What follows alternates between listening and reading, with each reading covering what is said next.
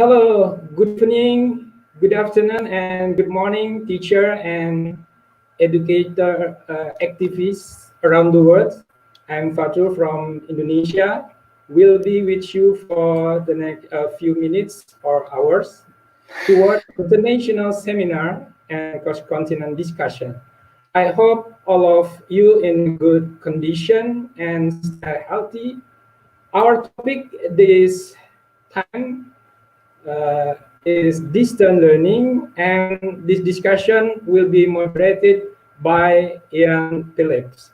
He is director of ICT, the Herbert's Askis Boys School, Hertfordshire, UK. Okay, let's give a big applause for our moderator tonight. Welcome, Ian. Oh, well done. Well done, Papa. Thank you very much. And I hope everyone is safe and well. That's not an easy thing to say. The Haberdashers Asks Boys School. Okay. I'm also chair of the Independent Schools Council in the UK. And I'm delighted this evening that we can host this distance learning seminar to carry on the conversation of different country perspectives on how we are supporting students to continue learning. And I'm really looking forward to hearing examples of successes and challenges and what will happen after lockdown and perhaps what that will look like. The format for this, depending where you are, morning, afternoon or evening, the format will be we have each of our wonderful visionaries will talk for about 7 minutes. And they'll be able to answer questions in the Facebook chat or the YouTube dialogue, but we'll save all the questions until the end of all the presentations. And then they'll be able to answer your questions live on the screen. I will try and keep people to time. That's my job. And I think with some of the people here, that's going to be a little bit of a challenge. We will also try and sum up this conversation later on and add the links that might be useful. I'm delighted to have these visionaries backstage with me now, and I'm also watching with all of you how we can develop our understanding of what works and what we should be thinking of after lockdown. This is a great time to be coming together, and I hope all of you are safe and well out there. These partnerships have been the cornerstone of how we've dealt with this difficult situation with the virus. I've just got one thing to say before I hand over to Shida. In the UK, we've been pulling together resources and the partnerships have been absolutely marvelous. I've stored all our resources on a website called ISC Digital, and I'll put the link up for you later on. Okay, so without any further ado, we have the Intel Visionaries waiting backstage for us. And our very first, can I please ask you to give a warm welcome to Shida Rana from India. So, hello everyone. So firstly, can you hear me? That's perfect. Right. Yes. So that's good. So it's good to be connected again and to have this kind of a dialogue to understand what we're going through and how we're going through the difficult phases. So I'm from India.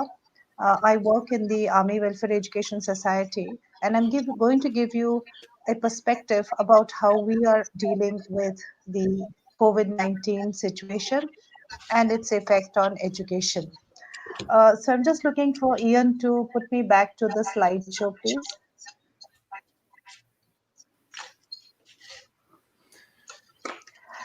Okay. So here's what I am sharing with all of you. I've given the title Cohesive Learning Through COVID times, and I've given it a short form that's called CLCT.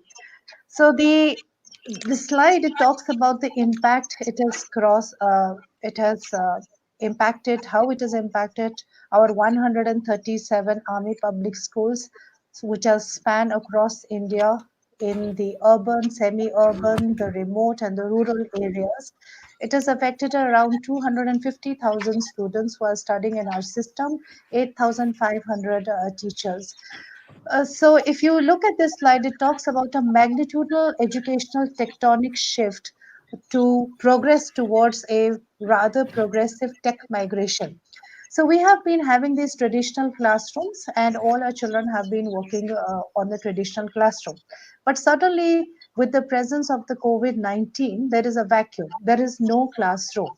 There is no traditional classroom happening, and it's sudden. We are unprepared, and it's challenging time impacting our system. But then within the system, what we have seen is this great tectonic shift, and I have put it across as migration, adaptation, and transformation. So if you see here, you see the entire educational faculty shifting towards a online learning platform and adopting the online platform facilities which are available online. And then that's how the transformation happened. But the influence of the transformation is the outreach and the communication, and more so greater the shift in the parental attitude towards adopting and allowing their children to work with technology from home. It also talks about the situational school leadership and crisis management. So in the true sense, it talks about equity, access, and equality, and giving access to children for online learning for all.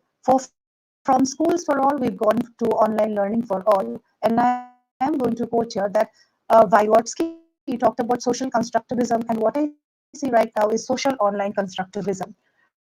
The next slide, please, Ian. Hello. The next slide. Okay. So here, what I have written is how did we show our response to the stimuli, that is the CLCT. So cohesive learning through COVID time. So I'm giving you a timeline. So the lockdown started around 25th of March. The first thing was the proactiveness of the management. We immediately put up an advisory issued for online learning. We had trained around 1,100 ICT teachers pan-India from 137 schools from 2011.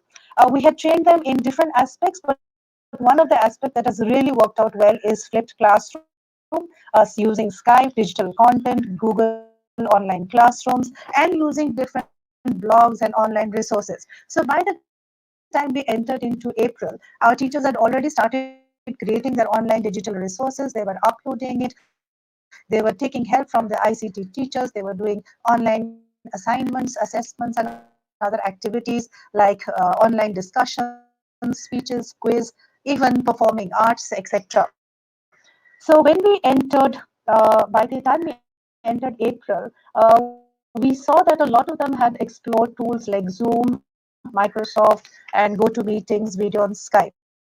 By our entry into March, we also saw that a lot of schools had taken handholding and support from Microsoft and Google Classrooms, and they were getting online training. So what has actually happened is that during this time of disruption, we found two things: better collaboration and creativity at its spark. But I also want to talk about the challenges. Since we have children who are located right across the span of India, as I told you, with different demographics and geographical location, there was a challenge that every home or family did not have PCs or laptops. So how did we manage that challenge? We talked about using the mobile phones, and we were sending recordings on their mobile phones, and we were sending recordings on their mobile phones. So that has also worked out well. So what do we see in the future? So in the future, this is just a suggestion that in the future, probably we could have solar powered TV broadcast through a collaboration between online learning platforms like Google and Microsoft, and it could help the problems of internet to outreach the haves and the have-nots, and we could bring them together. lessen the gap between children who have access to technology and who do not have an access to technology. The next slide, please.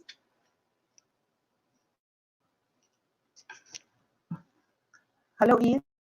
Okay, so here I'm sharing the strategy. So the first strategy was the proactiveness at the management level. The second strategy is the proactiveness at the micromanagement level and a cohesive partnership between the micromanagement and the macromanagement and the micromanagement. This is the strategy we issued on our advisory guideline. We uploaded it on our AWS website and we talked about the cycle. The cycle is, first of all, you use your flipped classroom content, and since we were unprepared, they still had a lot of content created in the forms of PowerPoint, etc. So we asked them to upload that. By that time, we asked them to use their digital cameras and then do the recordings and share the videos. They could also use the Skype tools, etc. We asked them to use all the Google tools since we had trained all the teachers on the Google tools and send their assignments on Google tools. And then furthermore, they could respond back further with the parents and connect. So now finally, this is my summation for my 3 slides that I'm presenting. If you look at it from the educational perspective, what has changed and what hasn't changed? So what hasn't changed is the 4 pillars of learning: knowing, doing, being, and collaborating. All these things continue to happen, so the 4 pillars haven't changed. So what has changed is there's a huge tectonic shift in the mindset of the parents to allow children to use technology. Also, the management to migrate to a tech-enabled learning platform. Learning has become participative. Perception of using technologies for teachers has also changed. I think teachers have now gone away with the fear of using technology in their classrooms. So in summation, perception towards dimensions of learning, outreach, and communication has changed. The best thing is learning still continues. So thank you so much. Ian, I'm done. Thank you so much.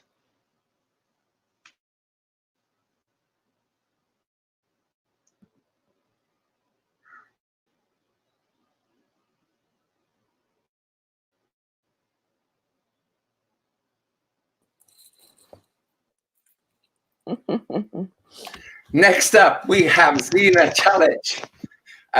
Delighted that she's been able to join us from Australia. So without any further ado, I'll pass straight across to Zina. Hi, everybody. Good evening. I just asked the team how I'm going to tweet and listen and tag and present at the same time, all under 7 minutes. So if my phone goes off, just know it's from Twitter. If it rings, it's Ian saying, be quiet, stop talking, get off. So I'm just going to take a selfie now to get us going. Okay, so my focus today, I'm from Australia. For those of you who don't know me, you can find me at Zina Chalish on Twitter. Our hashtag is AussieEd. It's one of Australia's largest professional learning networks in the world where we connect and collaborate. I'm also the leader of learning technologies at my school, and I had a big role in implementing remote learning at our school. So today I'm going to talk through our remote learning plan, a little bit about our context, how we led the change and how we responded so rapidly to the situation. I'm going to take my selfie now. Ready? Okay. So Ian, do you want to get us started with the slides? So today I'll share with you, do I need to close my, nope.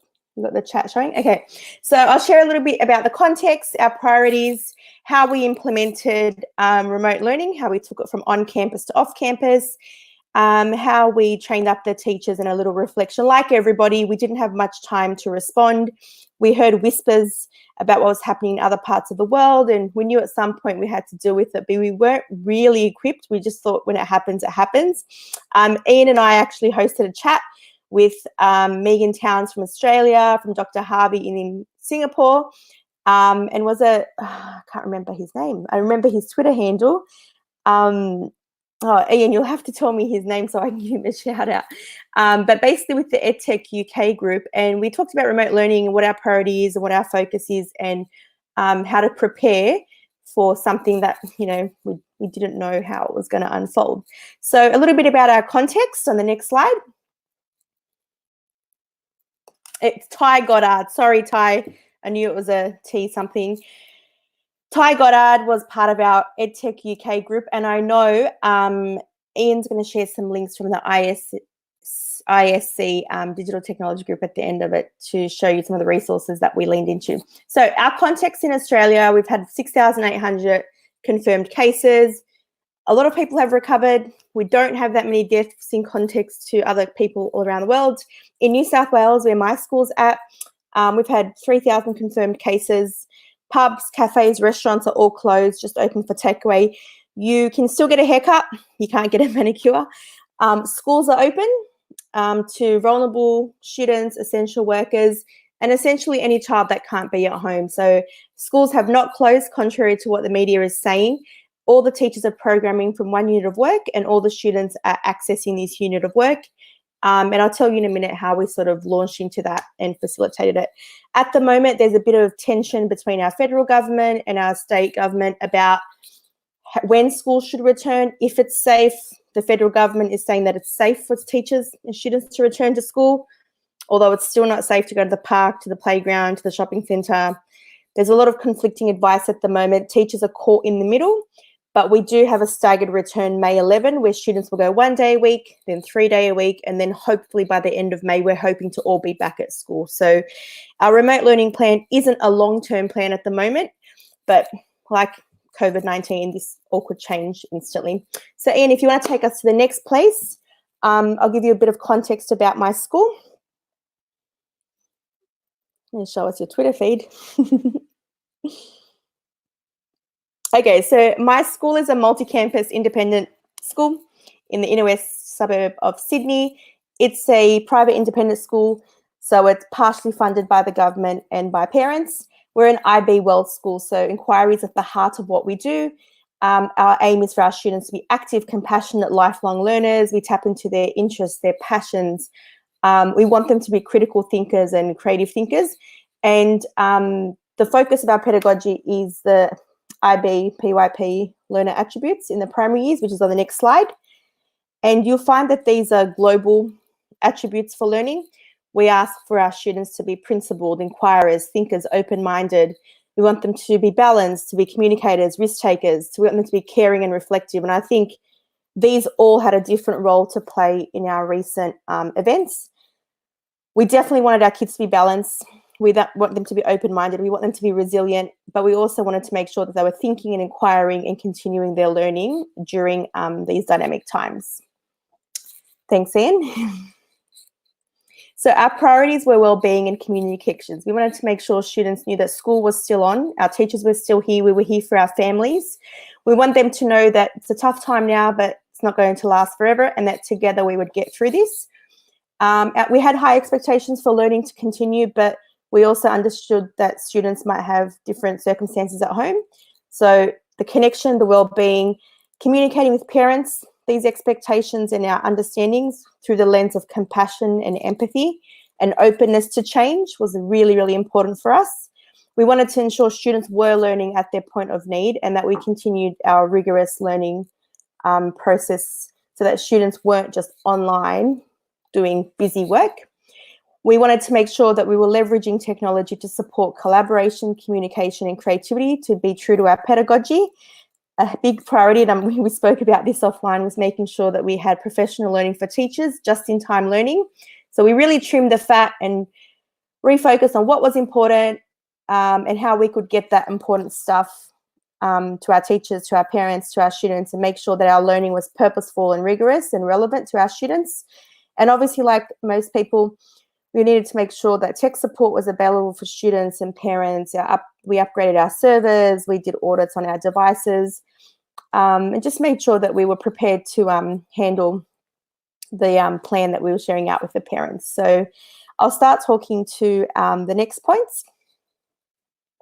So communication was very important for us. Parents were hearing things on the media, different schools were doing different things, so we just wanted to make sure that we got ahead of it.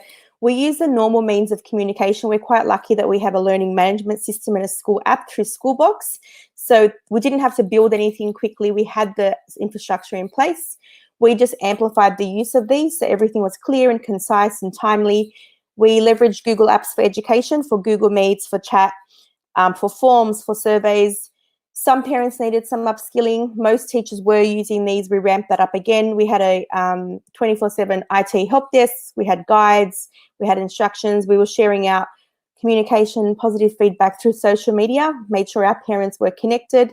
Our teachers were making weekly phone calls to parents and families just to check in, let them know we're connected, and make sure the balance of what we were offering was suitable for them in our community.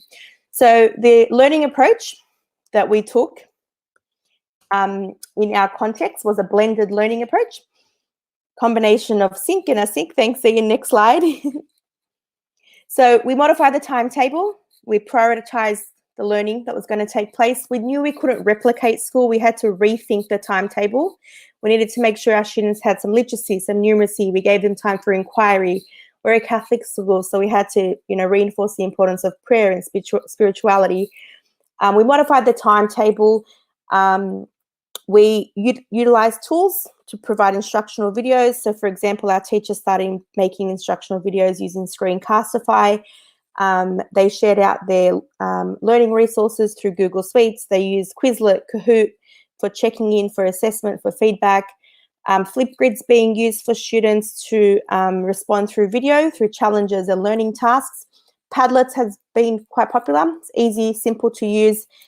Not all of our students are on the BYOD program, and a lot of the younger ones hadn't even received their login passwords yet. It hit us, I think, like week 6 of the start of a new school term, so they wouldn't have even turned on a computer properly just yet at our school. So it was rapid upskilling for the students, rapid upskilling to the parents, and just making sure that we used good tools, we used them properly, and that we weren't overexposing the parents and the students with too many tech tools all the time. So our teachers would use Screencastify to do introductory videos every morning, little social interaction with the students.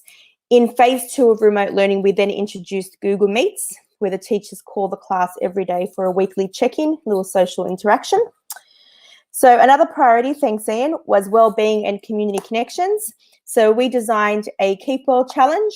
We wanted to make sure our students were engaged and interactive with each other online. So the Keep Well challenge had 3 spaces: the active, the creative, and the spiritual. And it just gives students an opportunity to do something fun, lighthearted, to share their work through social media, and just to let each other know that although we're not together, we're apart, we're still together in this, we're still a community. And if we can, find joyful moments, playful moments, we can all get through this. And our hashtag is Santa Strong. We also launched co-curricular and enrichment in phase 2 of our plan after feedback from parents about what their students needed and where we were going. So I think in the space of maybe 5 days, our teachers totally reimagined what they do and how they do things. And our biggest focus was to make sure it was clear, concise, and consistent. So if a parent had 3 children in the school, they were getting the same message, they were using the same tools, and we were building capacity in our community. So what did that mean for teachers? It meant a lot of hours online. We know some teachers lean into technology, embrace it, take risks, and there's others that do what they have to do and aren't interested in it. I think this kind of ramped everyone's interest. There was a sense of, I have to do this, I need to do this, my students will miss out if we don't. So we started with a quick audit of what we have. We ramped up our subscriptions to some essential programs for reading and literacy and maths and spelling, just to make sure we had a whole school comprehensive approach. Teachers were provided with instructional videos and tutorials on how to create things and make things. They were given guides, one-on-one training in real life and online. EdTech coaching was used as well to provide them with a bit of structure and purpose. So we weren't replicating school, we weren't uploading PDFs and worksheets. We really wanted to honour the good learning that we've got in place. So we made sure that we amplified creative thinking, critical thinking, collaboration, and just leveraged the tools at our fingertips to do that. The New South Wales government has given instructions this year for New South Wales, the state that I live, for them to change what outcomes they teach to and how they assess and how they report. So a new challenge right now for us is to rethink how we do assessment, rethink how we do reporting, and how do we capture as much assessment as possible. So to sum up our situation, and like you all over the world, it's emerging, it changes every day. Our current reflection stands as this. Our challenges were ICT skills. Everyone had them at different levels. Accessibility, not everyone was on BYOD. Everyone had different devices, so we had to overcome those hurdles to make sure that everyone was connected and accessing the same tools. There was conflicting expectations of schooling. We know we have 6 or so hours at school and we have different ways of engaging our students. They don't need to be online for 6 hours, so communicating that to parents. We had to modify our timetable logistically, consider family circumstances. I think the biggest thing is that, you know, for parents, they're hearing mixed messages from the media, from the federal government, from the state. So as a school, our challenge is to make sure our communication is clear and concise. Some of the successes, and I'm sure all the EdTech coaches in the world will agree with me, it's been one of the most amazing, exciting times for us. Teachers have been upskilling rapidly. There's been dynamic collaboration. Students are highly engaged. Self-regulation is high, engagement is high, student agency. Some students are loving and thriving. They're loving the pace and the autonomy. And I think our social media interactions has also led to a greater sense of community through our wellbeing campaign. Our students are apart but still connected. They know we're here, we're always here for them. And I think we'll continue to do this for the next couple of weeks until we start a slow and stagger return to school. So we're in a good place now. Teachers are comfortable, students are in routine, parents are happy, but who knows what the next news conference will bring, and I guess we'll just roll with it because that's what we do in education. So thank you so much for listening from Sydney, Australia. It's 10:30 now. I'll hand it back to Ian.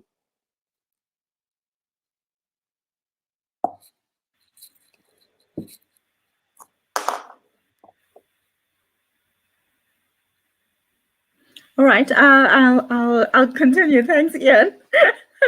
Okay, I'm Amoshni Naidu from SchoolNet South Africa. I'm a qualified teacher first and foremost, and I'm the CEO of SchoolNet South Africa, which is an NGO that's been operational in professional development of teachers and in learning for the last 23 years.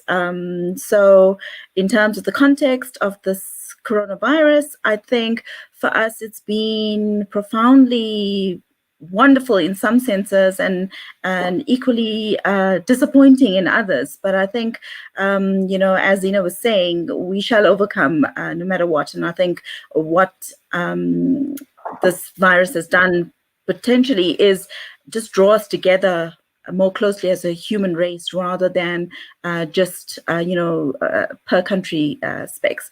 Next slide, please, Ian. All right, so some context to South Africa, basically. Let's say the first case of coronavirus was sort of cited around the 5th of March. And this was when a traveler returned from a country and was sort of exposed. And since the beginning of March, there was a little bit of sort of monitoring the situation. Then there was 5 cases. And you'll see our president issued a schools closure, complete schools closure on the 18th of March. So that was 2 weeks after the first case was sort of cited. And I think what was brilliant about it was that there was quick action on the part of leadership and national government in terms of just preventing sort of, you know, more infections. And you'll see the number of fatalities in South Africa as of yesterday was 116, but it is a little bit more today. And you'll find that it was quick action in terms of the schools closure. And then there was a national lockdown on the 26th of March. And this was basically ensuring that no businesses, everybody was closed, except for essential workers. And we issued a state of emergency, which meant that the Defence Force was brought into the fore to try and help with security and to monitor and to basically enforce a national lockdown. But we've had essential services still in play. For us, you know, South Africa is a developing economy, which means that funding is an issue. Essential services didn't have enough sort of protective gear. We didn't have enough sort of testing kits. So you find that we're still catching up to the rest of the world in terms of even monitoring and doing and finding our infection cases.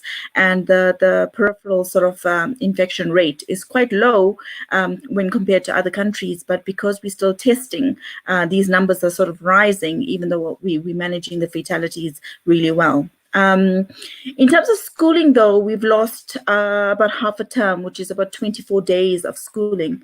And our new sort of statement as of Thursday last week was that the month of May will be preparing schools for going back to school. And we'll start with the grade 12s, which is the final year of secondary schooling in South Africa, and in grade 7, which is final year of primary schooling in South Africa. So the intention is that there would be a staggered approach, but the month of May would be used to ensure that the schools are sanitized, ensure that protective gear is available for teachers, and the whole sort of planning. So teachers and school leaders will go back to school in the middle of May and prepare for grade 12s and grade 7s to come through in June, provided that we can get all of the schools up and running and the teachers prepared for going back to school. This, of course, has highlighted a number of different issues. Higher education institutions remain closed and will remain closed for the academic year.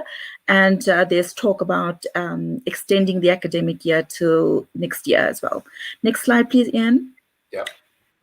Okay, you're there. All right.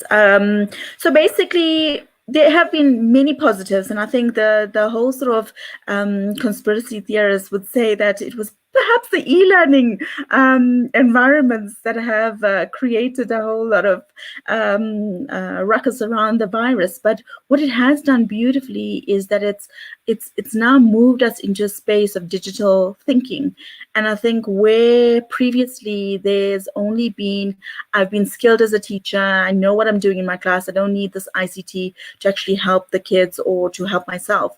And as SchoolNet, as an organization, I mean, we've been in this conversation for the last 2 decades. And even now, we don't have it right. And I think for us, the whole sort of contextual disparity is that we have many that are haves, where resources are not an issue. A child has like a tablet, a cell phone, and a device, no data issues. Whereas for the majority of our country, we find that there's no access, there's no digital infrastructure. Data is a huge cost in terms of thinking. But when we look at the positives, we see that there's an appreciation for public service. So typically where you would have teachers that are seen as, oh, you have like, you know, half-day jobs and you go home and you have wonderful holidays and all of that. So there's now a huge appreciation for the world of teachers, because now that parents have been at home trying to homeschool their kids, it's been a nightmare for many, and they've asked for more collaboration between the teacher and the parent in terms of just guiding the parent more closely in terms of helping the child. And when we look at, there's a national agency for education support, and what we're finding is because there's disparities with regard to access to data as well as infrastructure, there's now digital resources being sort of populated into zero-rated sites, which means that basically there's no data charge to access these sites. There's broadcast solutions where TV programs or national TV stations are sort of broadcasting teachers teaching particular lessons. And we've seen companies like Microsoft, Zoom, making Teams available to anybody that has a need.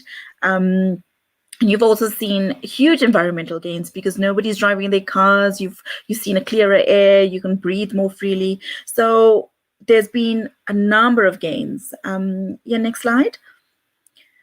So the negatives on our side is basically, okay, so let me see. Okay, back one slide, Ian. But what's highlighted is that there's disparities in terms of high unemployment rates. You've got economic effects of the business closures. You've got a lack of income for informal traders. So it's basically foregrounded a number of inequalities in terms of basic needs. And when we're talking about basic needs, we're talking about physiological, shelter, homes, food as a start. And you find that many of the schools themselves have been broken into because there's been feeding schemes and there's stores of food, and these have been stolen. So there's a whole lot of criminality as a result of people not being able to meet their basic needs. And when we look at the cost of data, there's been a huge sort of push toward telcos moving their cost of data, lowering that cost of data to make learning more accessible to the multitude of people that actually need. Next slide, please, Ian. So the context of South Africa is quite vast. We've got about 60 million in terms of a population size, but when we look at our schooling, you'll find that there's just over 23,000 schools. But what we do is that we've got 7% of schools that are independent or private. And then there's 93% of public sector schools. And when we look at public sector schools, there's also a disparity there. And in South Africa, we have a grading system in terms of a quintile 1 to quintile 5. And the quintile 4 and 5 are the more well-resourced schools, which means that they draw on school fees. So parents pay school fees for their kids to attend these schools. But the majority of our schools are quintile 1, 2, and 3, where there's no fee-paying schools, which means that these schools don't have additional income aside from what they get from the provincial departments of education, which means that they are lower resourced because there's only so much they can use to maintain the school. So what's happened is that you've had the haves and the have-nots, where in Model C schools or private schools, you've got teachers that have access to a device, they have data that's being paid for, and the learners that go there are actually having the same devices and data, no data issues, or some even having data issues. But the majority, which is 86% of our public sector schools, our teachers don't have devices, there's no data, the parents definitely don't have any homes, the kids don't have devices, and then there's a lack of access to data. So this is now highlighting a range of different issues that need to be tackled. So on the government side, there's been a call to provide digital infrastructure. So provincial departments are trying to get teachers access to devices at the first, looking at community centers that are based in rural or underserved areas as spaces for which can broadcast learning programs. And then you basically then looking at ways in which a number of different issues around learning becoming more accessible to the kids that are needed. But more importantly, we're looking at professional development. And if you look at the next slide, Ian. So basically, when we're looking at innovation in trying times, we're finding that where teachers do have WhatsApp groups with their kids, for example, we're looking at starting with what they know. So sending through worksheets, for example, on WhatsApp groups with their kids. Next slide, please, Ian. And focusing on what is the low-lying fruit, because for now, there's a huge change in what distance learning, because distance learning was you send the work to the child and they basically get on with it. Whereas when we look at blended learning options, which has always been the mediated sort of version in schooling, where a teacher uses multimedia to teach in the classroom, you're now trying to simulate a merged being between distance learning and blended learning or digital learning, because you're trying to see how can a teacher still maintain the social contact with the child, still trying to see how best they can look at ways in which they can teach new content or help the child master old content so they don't forget, so their prior knowledge is still cemented, and then looking at ways in which new content and new knowledge is being taught. So in a nutshell, there's so many things that's being done, but when you look at some of the well-resourced schools, they're having team sessions regularly with the kids to maintain contact. But in the under-resourced schools, there's still broadcast lessons and those sort of elements that are being done. So for us, it is very much trying to find a way or a medium that is not going to leave those that are older, already under-resourced, further back in terms of their learning dynamic, but we haven't got it right. And I think the more we have these kinds of collaborations with the rest of the world, the more able we are in terms of trying to understand more closely how we can bridge these gaps between the haves and the have-nots, because it is these kinds of pandemics and global crises that actually highlights that on a humanity level, there's so much more that we need to be doing in terms of helping and making sure that the very basic needs are being met by our learners, our kids, our parents, as well as schooling. So I don't have the answers, but that's basically it for me. Aside from saying that we need to be more focused in terms of ensuring that we bridge the gaps as best we can. But yes, that's me. Thank you. Thank you, Amashani. Thank you, Amashani. That was an amazing presentation. Thanks, Ian. And I'm delighted now that we have Mira from Trinidad and Tobago for you. So without any further ado, let's move on.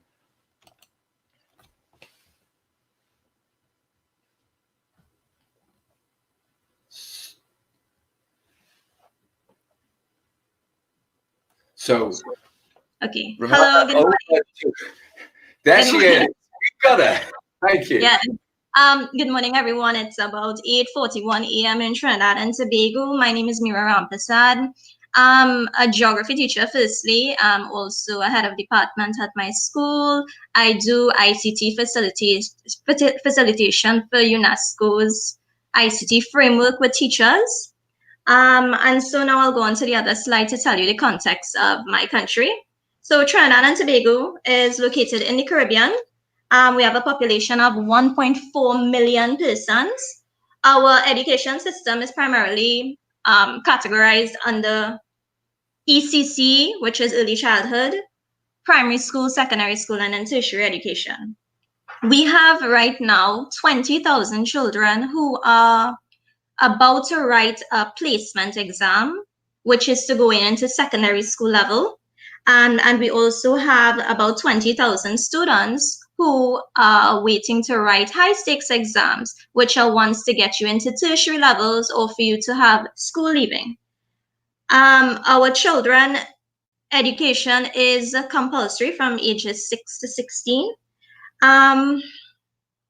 Our examination body is CXC, and right now we have some issues in terms of carrying out our high stakes exam. There are approximately 141 secondary schools and 431 primary schools. Our schools are classified under government, which is public, and denominational schools. And so this is how we have the disparity between our low socioeconomic and high socioeconomic students in our education process. So next slide, Ian. Okay, no, we're on the right slide, sorry. Trinidad was ranked second in the COVID-19 lockdown rollback checklist in Oxford, COVID-19 government response tracker. Our schools were closed on Friday 13th when we first heard of our first COVID-19 case in an attempt of flattening the curve. Borders were closed on the 22nd of March, and on the 30th of March, we had a stay-at-home order where only essential workers, which are healthcare workers, government officials, port workers, were allowed to be out and into work.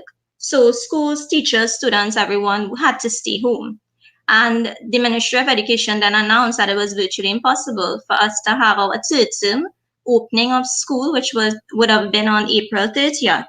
And so we had to shift then our third term, hopefully when school is supposed to be reopened in September, and then concise our academic year for which would have been 2020-2021 to only 2 terms. Next slide, Ian. So right now we have 116 confirmed cases of COVID and 8 deaths. Next slide. So right now our education system has been reshaped due to the pandemic. So we have, what I'd start with is our placement exams, which are our primary school students looking to get into secondary schools for their secondary education. That system, or we supposed to have that exam would have been in April 2nd, but that had been postponed because we had to close down schools. And as such, it's up in the air as to when exactly we will be having those exams. So we have 20,000 students who are just waiting for when they'll be able to write those exams. However, the Ministry of Education is saying that this time they can use to prepare themselves even better for the exams.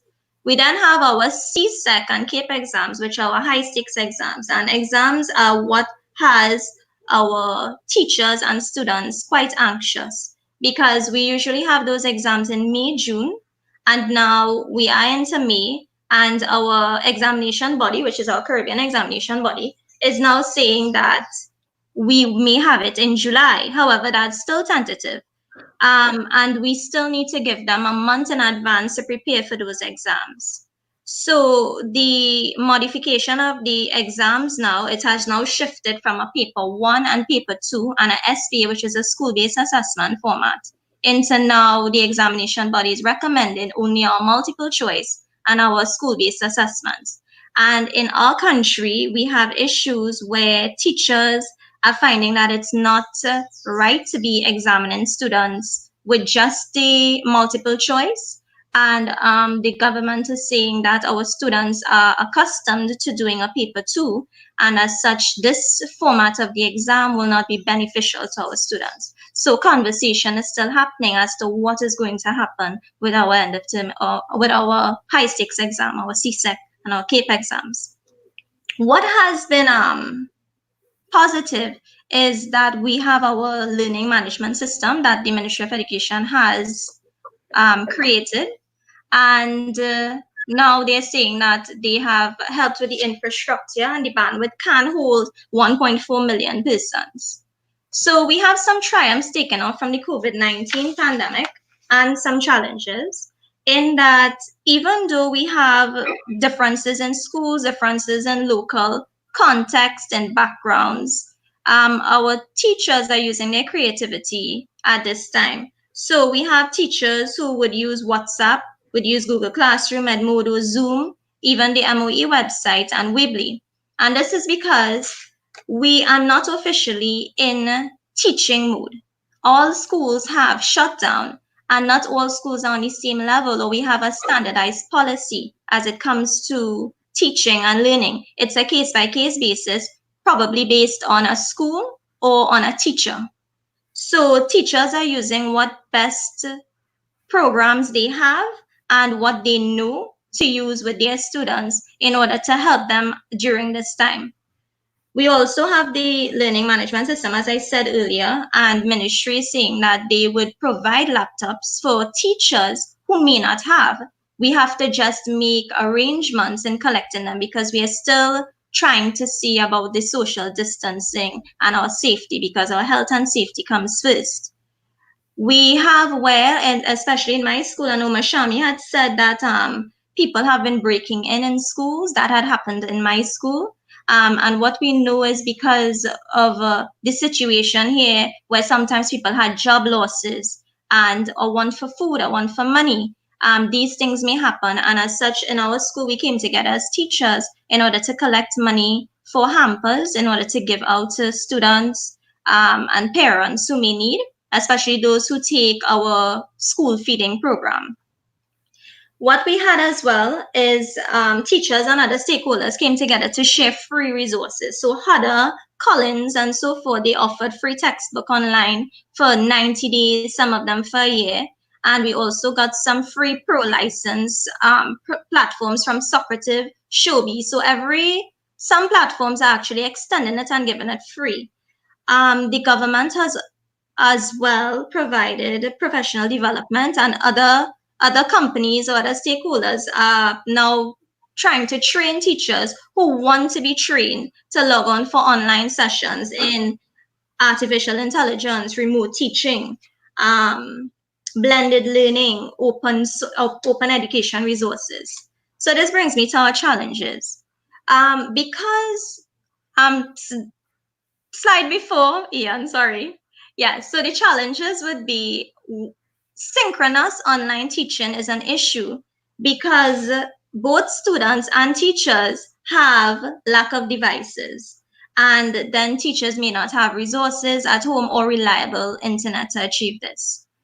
There's also research that children, because they have to wait with the uncertainty of when are the dates for their SCA exam or their CSEC exams, 83% of them are worried about what is going on.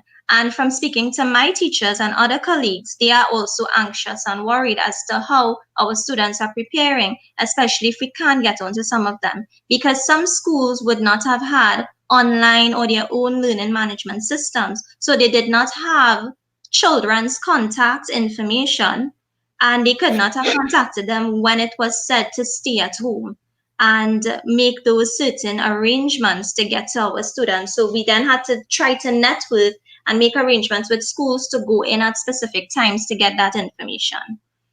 The government, as I said before, had not agreed with the school-based assessment and the multiple choice papers being the only way in testing our students for high stakes. And one other thing is, when school reopens, we have 40 students per one teacher in a classroom. And if it is we are to engage in what we call the new normal, which is social distancing and so forth, that is going to be an issue when we open. So next slide, Ian. So our new normal now is continuing hand hygiene, cough etiquette, social distancing, wearing of masks, and constant cleaning of surfaces. And now we're wondering is if our new normal is going to be remote teaching, or as we say, distance education. And just a little graphic is for us to remember that this is the reality of some of our students. While some students have resources at home and proper infrastructure, some do not have. So thank you.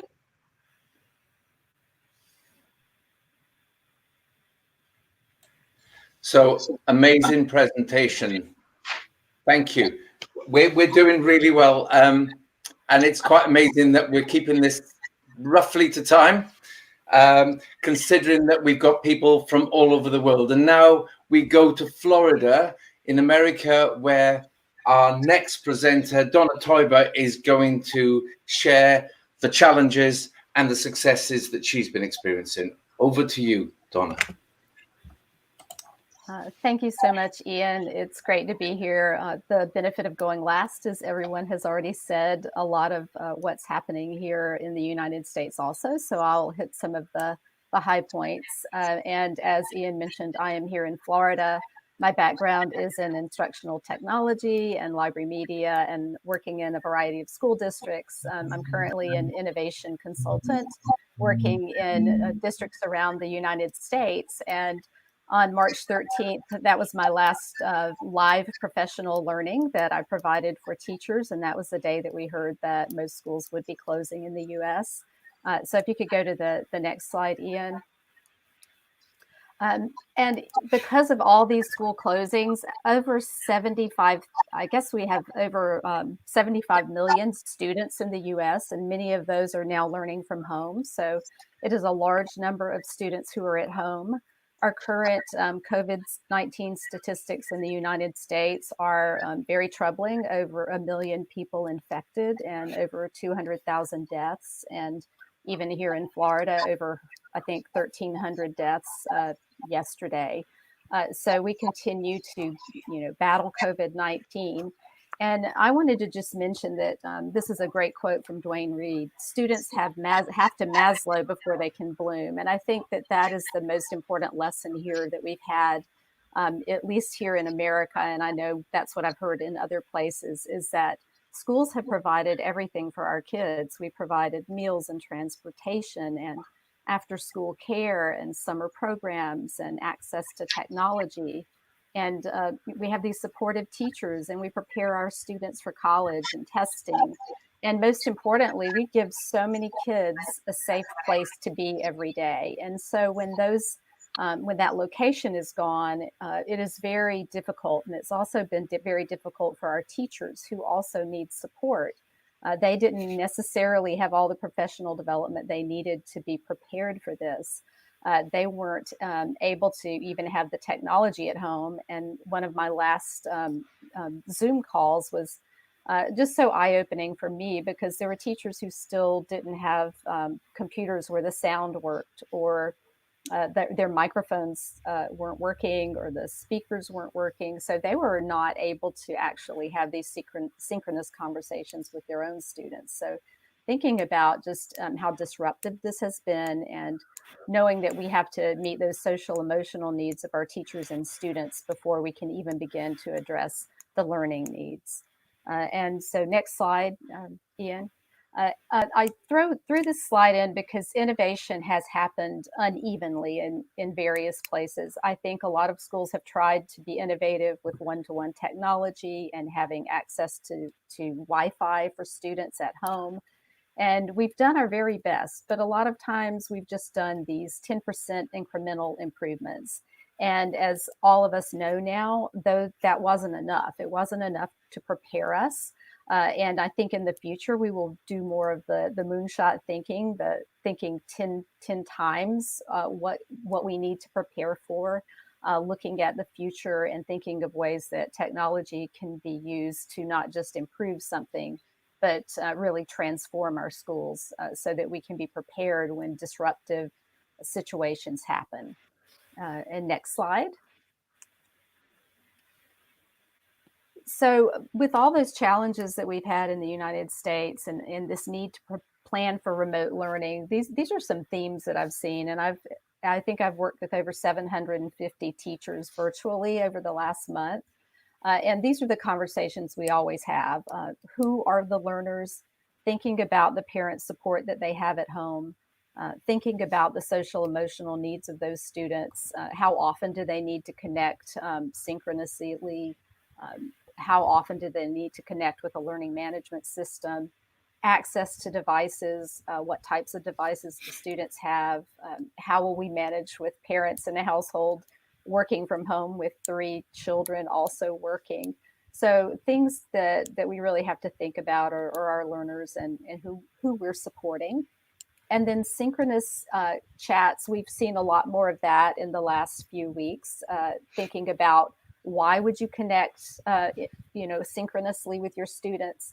When do you do it, and how do you do it? And so that there have been a lot of conversations just around getting online and is it important to take attendance, and what are the things that were important before or that are not necessarily important now, because it's more about making these connections and building community and giving our students access to collaborate with their peers and to see their teachers.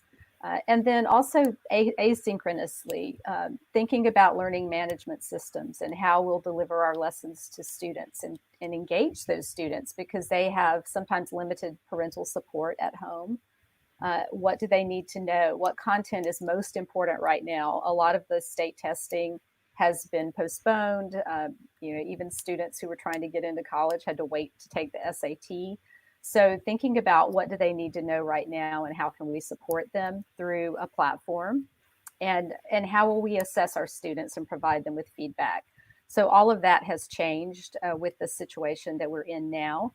And I always use the universal design for learning model, because we have to really provide multiple ways for students to access information, multiple ways for them to engage with it, and multiple means for them to express their learning, because we are not equal now, and we are trying to triage in some ways. So we need to think about all the different needs of our students. And we'll go to the next slide. And another thing that we've seen a lot of is project-based learning. I've done some work with the PBL models, and so the gold standard PBL, aligning resources and our digital tools with this project-based learning, because this is an opportunity for our students who are in the real world right now, and they're experiencing all the emotional trauma that we have all gone through. So thinking about how they can tackle some real world problems, challenging problems. There are enough problems to be solved right now. Giving them some tools so that they can collaborate, so that they can provide that sustained inquiry. They can have research tools available, making it authentic, giving them an opportunity to collaborate with each other, to participate in online discussions, and then giving them student voice and choice in how they share their learning. Because we do know that they have different access to resources, and how can we provide the best opportunity for them to be successful, and giving them time for reflection and critique and revision. This now more than ever, our students need to be, here in the US, we say, give them a break. You know, the students need to have an opportunity to get feedback and to improve their work. It's not just a turn in the paper and you're done sort of scenario. So also giving them a way to showcase their work, to, you know, a public product. How will they showcase it? Can you have a virtual celebration? Can you bring in the community to a Zoom call and have students share their work? So thinking about just aligning our digital tools to a good process like project-based learning and problem-based learning. And we'll go to the next slide. So as we move forward, we have a lot of questions to answer, but I wanted to leave you with some reflection questions, and also just to mention some ways that we plan to prepare for the future. I think we've learned now more than ever that just-in-time professional learning is the way to go, but maybe not just too late. That is not the way to go. But people have really been stepping up to the plate and learning and growing. And it's amazing to see how teachers who never participated in a video call can now lead online classes with 30 students and have them collaborating in Google Docs. So we've seen that it works to have that just-in-time professional learning. We've seen that it works to have a standard learning management system. I think that, you know, various schools have used different platforms, but the important thing is having that standard, consistent, simple platform that students and parents and teachers can all access and place the content in a very easy way to access. And it's also important to just continue to think about ways to build the community online and provide for our social emotional needs of our students. Adopting an innovator's mindset as we go into the future. How can we use our curiosity to give students agency over their learning, and being able to be risk takers and experience failure is so important, because we're all experimenting right now. And so we need to just lean into that and think about ways that we can continue to foster collaboration when this is over. And so preparing for the future, blended learning is here. I think we talked about it a long time and we had a little bit of trouble getting traction, but it's here. Equity and access, we need to continue to think about having real one-to-one devices so that students always have a device with them. I think we thought we were innovative with devices in our classrooms and access for students, but we need to do more. We need to make sure that we can keep Wi-Fi access in the homes now. We need to plan for flexible schedules. It's not going to be the same for a while, and we need to just embrace that flexibility and give students and teachers some flexibility, and also thinking about our parents. And then that ongoing communication with parents. Parents really understand the needs of our students right now, so giving them that opportunity to continue to connect with the school. And then just this ongoing professional development for teachers, you know, making sure that it is just in time and not just too late is very important. So some closing reflection questions for you are, you know, what are the values and the lessons that you are going to bring back with you to school? What are the things you don't want to give up? What is your hope for the future of school? And also just think about what are your fears and what can you do right now to address those fears? So I'd like to just close and say thank you for the opportunity to share, and I'm happy to answer questions. Thank you.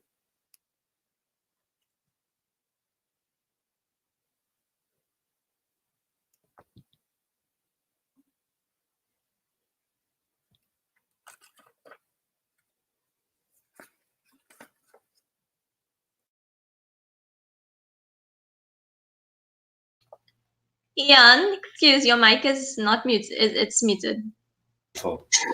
Thank you, everybody. Thank you for some wonderful presentations.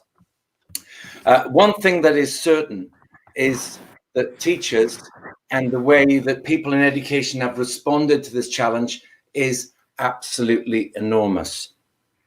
And teachers are awesome, as are all the other people working in education and all the key workers that are continuing to make our societies run. A couple of thoughts we seem to be thinking and caring about other people. This is perhaps a new idea that everyone else has to be okay for us to be okay.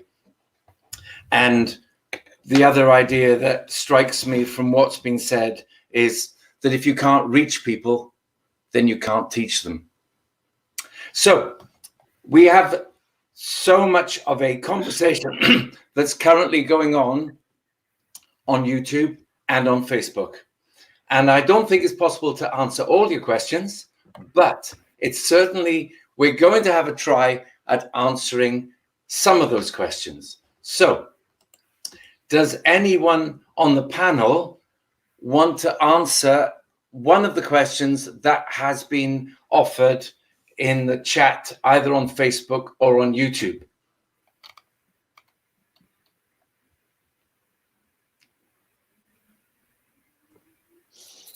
Zena. Yeah, me too. One of the questions that was flagged to me was about engaging students in communicating and giving feedback, and I shared the links to some tools. We wanted to use tools that were engaging and accessible for all students, regardless of what device they were using. So we narrowed down the focus of what tools to use based on the ease of use as well. So, for example, Flipgrid, super simple for students to use, big, iconic, smiley faces and emojis and instructions. Click, record. Students are able to use social media filters and emojis and descriptors. We like TikTok and like Snapchat. I know technically they're not allowed to be on these social media apps in the younger years, but students want that engagement. They want that fun. They want that joyful interaction with each other. So we purposely use technology that would enable that, but at the same time, give it rigor and purpose by asking the right learning questions and engaging in those responses. So students get teacher feedback, but they also get peer-to-peer feedback in a low-risk, low-entry, high-ceiling way where they're not getting a mark or a grade or a strike or a red cross or tick. So using things like Kahoot for quizzes, we created like long-distance challenges for students to show us their understanding and knowledge, but do it in a fun, joyful way. We as a teacher get the data on what they know, what they don't know, but the feedback for them is positive, it's immediate, and they get a number of attempts to complete assessments, so it's not your standardized testing. We're really big on not sending home worksheets for assessment and not doing your usual multiple choice and standardized testing. We're taking the chance now to be more creative with the way we capture learning and assessment, and I think the focus for us is less us and more them, and leveraging easy to use technology to do that. So that's how we're capturing assessment, and the feedback loop with our students is through that, but also through Q&A, through live video, through comments on Google Docs. We're using an app called Mote where teachers can make voice notes, keeping it clear, concise, specific. And I think teachers are realizing they don't have to feed back on everything. Not everything has to be assessed, and students are quite comfortable with that process as well. So we've refocused what's important, what's not, and we're focusing on the important stuff. And like Donna said, just letting the kids go, like giving them a break. They don't need to be on all day, every day. So, yeah. Thank you, Zena. And it's clear that you're focusing on the relationships that you have already with the students, and you're going back to what's important. And I think this crisis is certainly helping us all to think about what's important in what we're trying to achieve. And it's clear that it's about students learning. Yep. And trying to help them to continue learning, trying to continue to inspire them and to motivate them and to help them to get through this. Do we have somebody else who'd like to answer one of the questions that's been asked? Okay, so I saw a few questions. Shai, do you want to go ahead? Yeah, sure. I think the one ahead. question that I'd wanted to ask or answer was around the sort of changes to curriculum as a result of the COVID-19. And I think the key sort of elements around this is prior to the COVID-19 pandemic itself, there's been a huge sort of push within South Africa to try and sort of change our sort of curriculum, which is very dense in terms of content. And now with the pandemic, it's sort of highlighted more in a focused way what kinds of things need to be changing. And I think the whole sort of lack of or the loss of academic days has now alluded to the fact that we need to change our assessment strategies, but more importantly, we need to be designing learning activities more creatively around engaging the learning rather than only focusing on the content issues that we need to be learning. And I think that is key, where we're looking at ways in which our teachers are now changing what we're doing, but the government as well is now looking at ways in which we can shorten the kinds of curriculum learner outcomes that has been usually the focus. And I think all of our countries are basically that when it comes to the benchmarking across the world, you're wanting to be on the top-notch sort of links, but actually you don't then focus on the actual needs of the child rather than a country need to just be on a higher level in the list. So for South Africa, it is changing, sort of amending the sort of skills and knowledge that we're needing for various subjects and focusing on what those skills will look like. And as I said earlier as well, we are still crafting this airplane essentially in terms of just finding a better way in which we can focus on the learning of the child without leaving children behind. That's it for me. Can I just add on to what Omar Shani has said? Hello. Can I just add on to what Omar Shani has said? I agree with the curriculum perspective, because I think one of the essential things that has become important now is to align to the national curriculum framework. So every country has a national curriculum framework aligned, and it has a level-wise gradation, and the concepts are clearly defined. So when we go online teaching, one of the important things I think we can use is concept mapping. So you map your sessions according to the concepts that you have to teach. So planning is crucial. Second is looking at time flexibility. So what kind of time duration do you want the children to be in front of their screen? Second, I agree with Omashani, we need more creativity in designing the activity, because here we have a target of three things. One is conceptual understanding. So that's the knowing part. Second is the skilling part. That is, what is it that you'll be able to do after learning that lesson? And the third thing is assessing. So when you design your activities or your transaction of the lessons, the lesson has to ensure that the concepts are mapped. Second, the activities are designed both for conceptual understanding and for skill development. And then you have the assessment part. I've also shared with teachers that in case children sometimes they don't want to fill in the forms, you can also ask them to do video recordings or audio recordings and send it across. So inquiry-based learning is one of the key things that we're moving to. Like Donna talked about project-based learning, we're looking at inquiry-based learning. We're trying to design the activities in which the parents are also involved, so that now parents, they have a key partnership in their child's learning also. So thanks a lot. Meera, I'll pass it to you. Okay, hi. I was going through the YouTube chat. If it is you all are seeing Mr. Rampasad responding, that's me. I saw a few questions on distance learning and socioeconomic levels. How is it possible to have remote learning? Are there challenges from parents and readiness for homeschooling? And somebody asked about blended learning. So I did put that Commonwealth of Learning has some courses on blended learning. So maybe you could check that out. So just to put together those things under one heading, in our country, what the government is trying to do in terms of remote learning, they're trying to put infrastructure in place, especially in remote areas or rural areas, to help that students could at least have accessibility to Wi-Fi.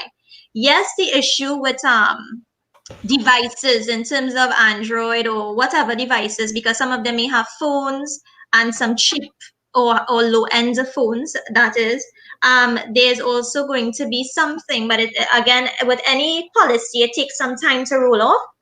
and where students could possibly make some arrangements to get devices, because what our government had done, we purchased laptops for our students to go on to do online exams for the CSEC, which is the high stakes exam, as of next year. So schools actually have laptops. So what we now have to know is how we're going to roll it out in order to loan the laptops for students to be able to use. And again, with still promoting the social distancing. With homeschooling, our learning management system, our government, where they put up that our Ministry of Education, any child can, or parents can log in as a guest, and you can go into any classroom where it is, if it is you need to keep your child occupied. Teachers as well, there's a math teacher or a math group who has done a website. I have done a website for my modern studies department, and I've extended it to the other teachers in my school, where we can place up information. So there's not only just synchronous teaching, but asynchronous teaching, because you would have to, as we would have the discussion where students has things to do, and how can we get all students in the same place at the same time to do remote teaching, and I'm speaking about it synchronously. So sometimes we need to find measures or platforms where we teach asynchronously, and as such we have the website, and as such we have these learning management systems where it is you can log on at your own time, and then you can just create a timetable at home for your students or your children to actually just log in at their own time to do certain work and not feel flustered or overburdened with the amount of work coming at them. I hope this helps answer some of the questions. Thank you so much, Mira. I think this challenge, of understanding our students, understanding where they are, and providing a good enough education and good enough resources is so important. And we can't, I know some schools are trying to model exactly the same situation that they were doing in school, and other schools are trying something very different. I think knowing our students and allowing them to work in a way that works best for them is what's critical here. Do we have anyone else who would like to answer a question? Donna. Sure. Just a couple things. Reading the feed about how do we help these needs for parents and homeschooling, and then also just how do we meet the needs of students. And I think that it varies between districts and schools, especially in the US. I know that a lot of districts have psychologists and guidance counselors and social workers. And I think to a large extent, those helpers are really connecting with the families and helping as much as possible. So I think it's so important that we have those supports in place with people at the school who can go out. I've also seen just so many outpourings of teachers going to neighborhoods and dropping off materials for students and just showing that they care, creating a little screencast of them teaching a lesson as opposed to just sharing out resources, but making those personal connections, scheduling one-to-one meetings with students and perhaps their parent just to talk about the resources. So teachers are like burning the candle at both ends. I've seen them just working so hard to make these connections to help with those social emotional needs, and also just providing resources for students. When you're connecting, providing mindfulness resources, taking just a time for people to breathe deeply, and giving them some engaging activities that are just fun so that people can laugh. So I think it's a variety of things. And as we go into the future, more districts will have, I believe, predictive analytics so that we can monitor how students are doing at a distance. I know some schools already have those platforms in place. So as student data comes in, everyone in the school can see what the needs are for that student. So I think we'll see a lot more of that in the future. But this is a good chance for us to think about how we can use technology to make it easier to monitor students, but also just having those opportunities for human connection.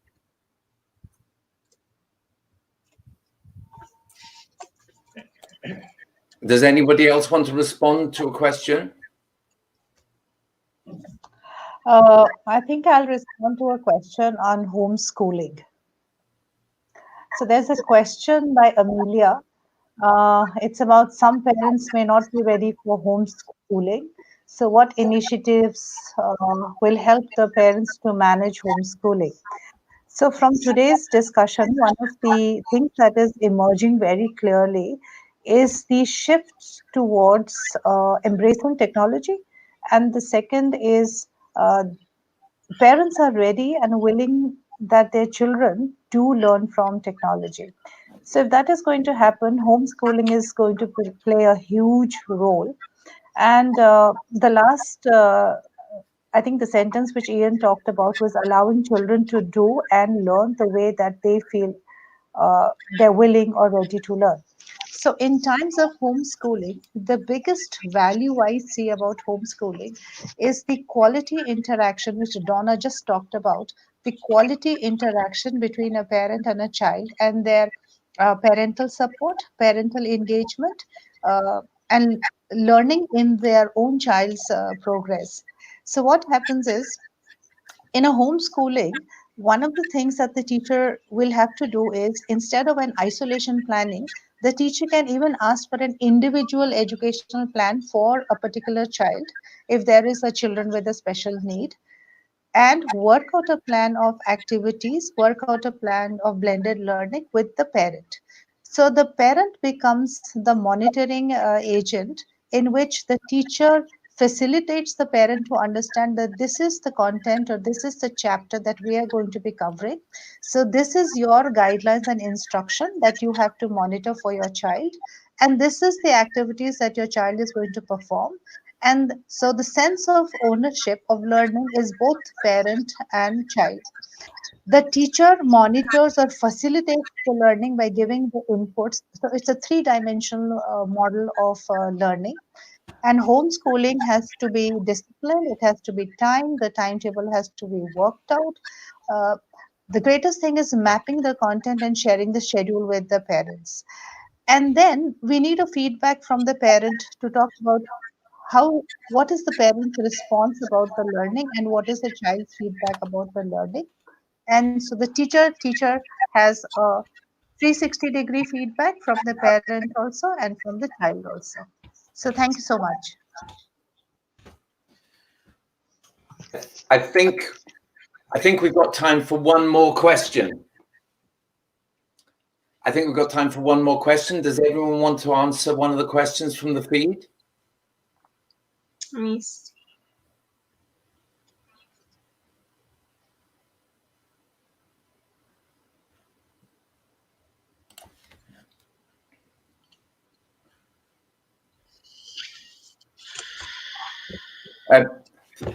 That's fine. Let's pull this together then. So I think I'd like to thank Omashani, Donna, Mira, Shida, and Zina for their wonderful presentations. I'm looking forward. This has been a little bit chaotic for us, as you can imagine, because we're trying to tweet, we're trying to talk backstage and trying to make this magic happen for you. And so I'm looking forward to later on sitting down and watching the video in some quiet time and trying to digest it, which I hope I'll be able to do a little bit better. I also think these conversations, this is just us starting conversations off and just initiating. We're hopefully just a catalyst for you to start talking. You know who we are, you know where our social presence is, and you can continue this conversation with us and with yourselves. I think the key thing that we've got to do is that we are not going to solve these problems. These are the problems that we've talked about for years, the problems that can only be solved by collaboration, by building relationships, by building partnerships. That's the only way that we're going to be able to solve these enormous global problems. And thank you all for tuning in this afternoon. There have been so many people on the feeds. It's just marvelous to see. And I'm sure you do have better things to do on a Sunday afternoon. And I am delighted that you've all taken the time to join us with this. So without any further ado, thank you all for joining us. Thanks for our wonderful presenters. If I could see you all, I'd want you to give us a huge round of applause for what they've done this afternoon. And keep talking. Thank you very much. Bye. Thank you, Ian, and thank you, Fatur. Oh, thank you so much. We're Yes. still live. We're still live. Thank you.